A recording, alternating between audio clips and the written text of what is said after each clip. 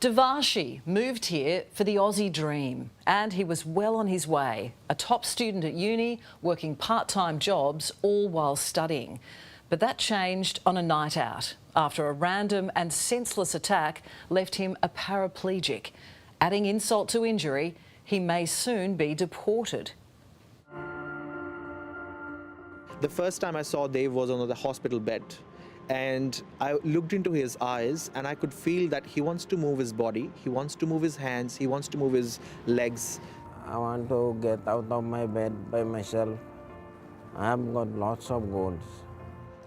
That's good. Goals will keep you motivated. Devarshi Decker has been through the fight of his life and now is fighting for his future. And it starts with standing up. My next step, immediate step is to stand up. Yeah, you'll get there. Well, you were standing flat. His dreams shattered in a heartbeat in a place that held so much promise. All he went out to do is celebrate a new job. Now he's left paraplegic, he has brain damage, he has eye damage as well. He really wanted to be someone with a good job and wanted to have a good family. In Australia, Devarshi goes by Dave. I came here to study. I had a dream of making something up for myself. He was an international student passing with distinction at the University of Tasmania. He had hopes of a long career in accounting and even in a new city made friends fast. On one night out in November last year on Hobart's Salamanca Strip, Dave was attacked by a stranger. He was out celebrating landing a second job to send more money home to his family in India. So he was assaulted, he was punched, kicked. He's now been a paraplegic on our soil longer than he has been the healthy young man who came here. He's really strong, but he doesn't have that confidence anymore. He doesn't have that smile. Kadisha is one of Dave's heartbroken friends. I wish you could see him before the incident. The Dave she knows could speak 5 languages, loved a joke and adored Tasmania. He's among a few friends who had a great future because he was so smart.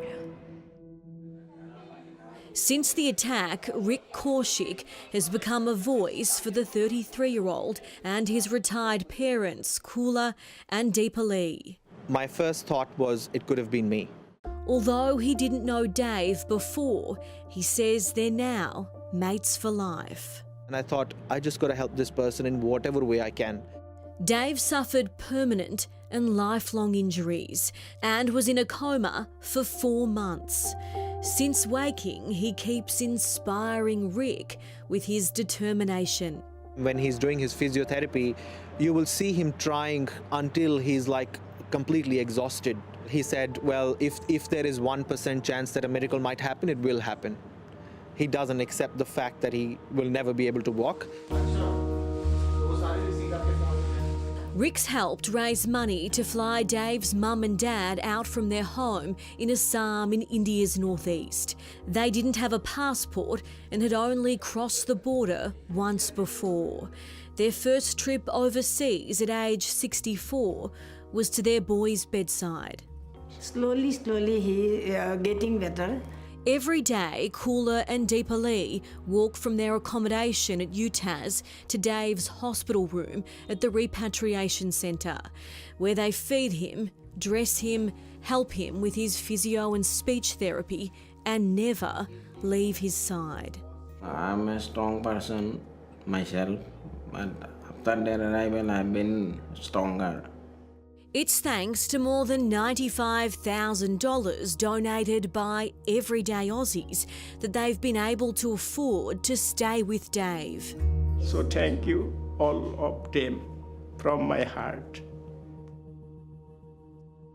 Dave was so badly hurt that night here on Salamanca, hospital staff thought he wouldn't survive. And while he's determined to beat his heartbreaking diagnosis, Dave's fight doesn't end here. It's only beginning in the corridors of Canberra. I want to stay here and to continue with my studies and serve the country. That's all. The Deaker family is begging Federal Immigration Minister Andrew Giles to grant Dave permanent residency. The best place for my son is to stay here. And if I go back now, I'll become a burden on them. I don't want that. If Dave's sent back to Assam, his parents say the closest hospital that could cater for his needs is 130 kilometres away. Tasmanians feel like they have a responsibility to support Dave. Tasmanian Greens MP Helen Burnett. They feel that this has happened on our watch. So much so, in just 2 weeks, more than 6,400 Tasmanians signed her petition to keep Dave in Tassie.